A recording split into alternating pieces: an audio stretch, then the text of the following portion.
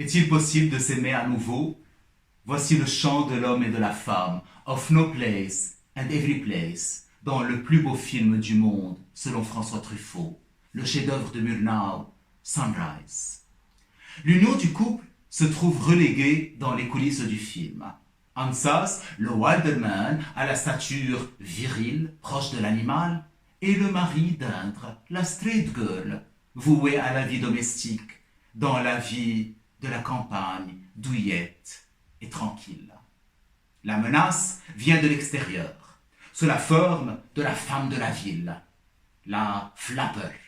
Elle s'entortille, elle s'agite, elle siffle comme un serpent, elle s'empare de la gorge d'Ansas comme un vampire, et elle lui suggère de provoquer la mort accidentelle de son épouse pour partir avec elle dans la ville.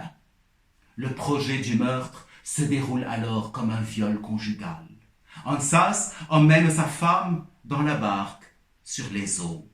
Et au milieu du lac, le voici qui s'exhibe en contre-plongée, prêt à l'attaquer, à la tuer, alors qu'Indre, coincé dans la barque, en plongée, s'affole, prête à subir le choc sexuel. À la dernière minute, elle s'échappe d'entre ses mains, elle voltige, échoue sur le rivage et rejoint le tramway qui l'emmène vers la ville. C'est alors que peut commencer la reconquête du couple. Ansas comprend que sa femme n'est pas un acquis et que la solidité du couple est une conquête permanente de l'aimer.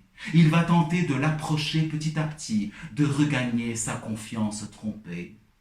Encore faut-il se souvenir de l'amour naissant, comme le dit Alberoni à ses débuts. Voici pourquoi la scène la plus marquante est celle où les deux époux entrent dans une église et assistent au mariage de deux inconnus. Il s'agit de la représentation interposée de leur union première, car le couple a besoin de se souvenir du bonheur à ses débuts. Pour Indre, il faut aussi comprendre que sa sexualité est nécessaire, que sa blondeur, sa lumière divine est insuffisante pour Ansas qui a besoin des forces de l'obscurité. La scène chez le photographe est essentielle, alors qu'ils posent tous les deux comme un couple parfait, dans une posture guindée impeccable. L'image est toujours une image inversée, érotique. Ce n'est pas la morale bourgeoise, ce n'est pas le devoir qui les ramène l'un à l'autre, pas du tout. C'est le désir de former le couple, de ressouder les deux corps dans un pas de danse. La renaissance du couple conclut le film sur l'image de l'aurore qui se lève après la tempête.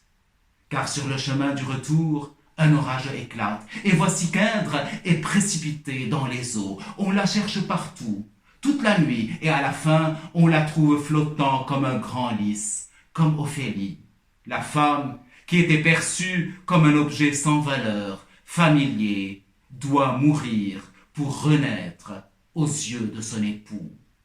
Elle est retrouvée. Quoi? L'aurore du couple. C'est celle que l'on peut faire advenir en perçant la grande, la très grande nuit obscure.